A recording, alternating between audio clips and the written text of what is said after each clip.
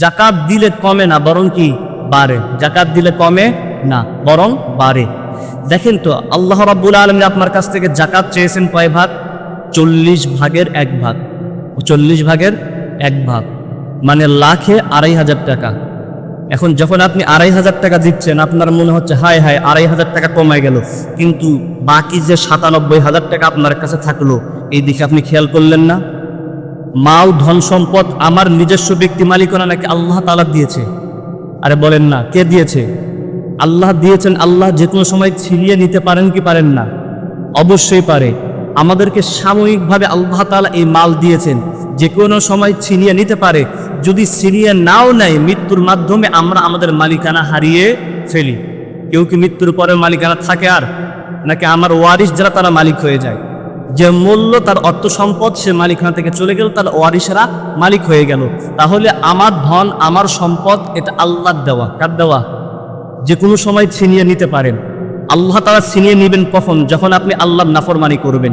আল্লাহ আপনার কাছ থেকে যে 40 ভাগের 1 ভাগ চেয়েছেন, সেটা যখন আপনি দিবেন না, তখন আল্লাহ আপনার উপর ক্রোধান্বিত হবেন, রাগান্বিত হবেন। আপনার কাছ থেকে বাকি 97% কি করে নেবেন? ছিনিয়ে নেবেন। তো জাকাত যদি কোনো ব্যক্তি দেয়, তার সম্পদ তো কমেই না, বরং আরো বাড়ে। বরকত দেন কে? জাকাত দিলে মালের হেফাজতকারী হয়ে যান আল্লাহ। কে হয়ে যান? আপনার সম্পদের হেফাজতকারী কে হয়ে যাবেন? আল্লাহ। আল্লাহ হয়ে যাবে। এখন এই দুনিয়ার অর্থ সম্পদ, এই সব কিছু আমরা নিজেরা উপার্জন করি, কষ্ট করে উপার্জন করি। কিন্তু আমি শুধুমাত্র কষ্ট করলেই কি আমার সম্পদ আসে, নাকি আল্লাহ তাআলার হুকুম দেন বিধায় আমার কষ্টের মাধ্যমে আসে? বলেন।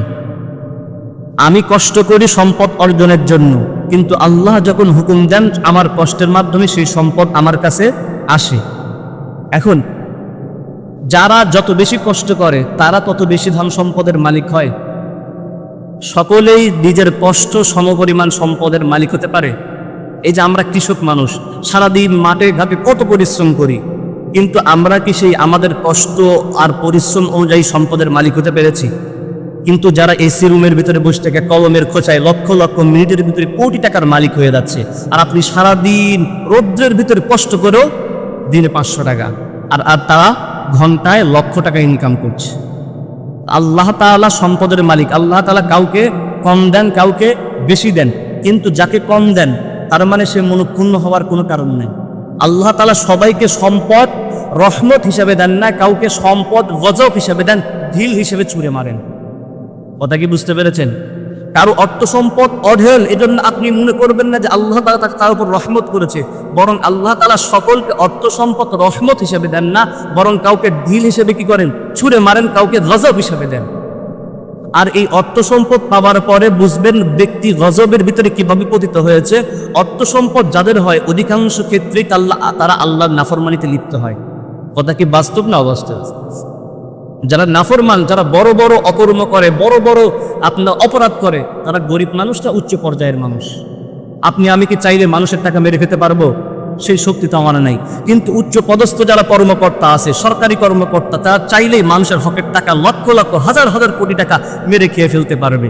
তো এই যে অর্থ সম্পদ, সে কলমের খোঁচার মাধ্যমে যে নিজের মালিকানা নিয়ে নিল, এই অর্থ সম্পদ তার জন্য গজব নাকি রহমত? বলেন না, আপনারা কথা বলেন না কেন? আপনারা জানেন, আমার সঙ্গে কথা না বললে আমি কথা বলতে পারি না।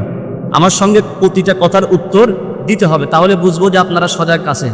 তাহলে যারা কলমের খোঁচায় লক্ষ লক্ষ কোটি কোটি টাকা নিজের মালিকানায় নিয়ে নিল, অন্যের হক নষ্ট করে, তাদের কাছে রহমতটা, তাদের কাছে তাদের সম্পদটা রহমত হিসেবে আসলো নাকি গজব হিসেবে?